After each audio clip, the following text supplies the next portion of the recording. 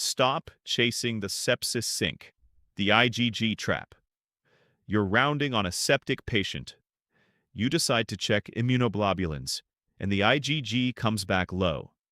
Your first instinct? I found an underlying deficiency. I should give IVIG. Stop. You are likely treating a lab artifact, not a disease. Here is why you should rarely give IVIG for a first-time low IgG found during an acute infection. The sepsis sink. In the middle of sepsis, the IgG level is a liar.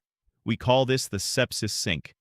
Studies show that up to 60% of patients in septic shock will have subnormal IgG levels within the first 48 hours. This isn't because they were born with an immune defect. It's because of three physiological factors. Capillary leak. Sepsis makes blood vessels leaky.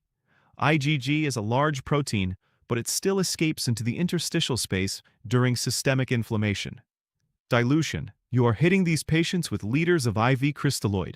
You are literally diluting their plasma proteins. Protein loss and consumption. The body is catabolizing proteins and losing them through various channels during a crisis. The recovery reality. Here's the data.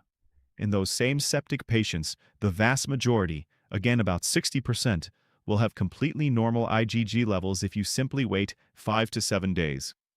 If your patient is already improving on standard antibiotics, that is the most important lab you have. It proves their immune system is functional enough to work with the drugs.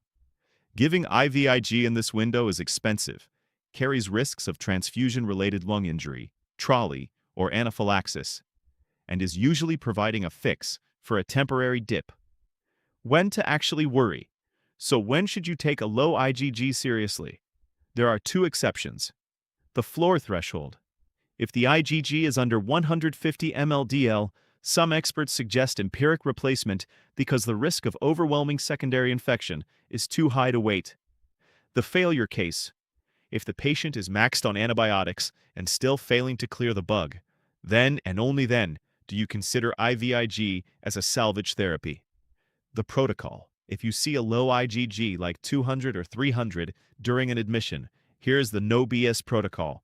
Step 1. Don't give IVIG. Step 2. Treat the infection and discharge the patient. Step 3. Recheck the IgG, IgA, and IgM 3 to 4 weeks after they have fully recovered. Step 4. If it's still low at baseline, that is when you start the workup for CVID or secondary causes like multiple myeloma or CLL. Summary. Bottom line, sepsis is a plumbing problem, not just an immunology problem. Don't let a sepsis sink lab value trick you into a $10,000 IVIG bill. Retest in the clinic, not the ICU.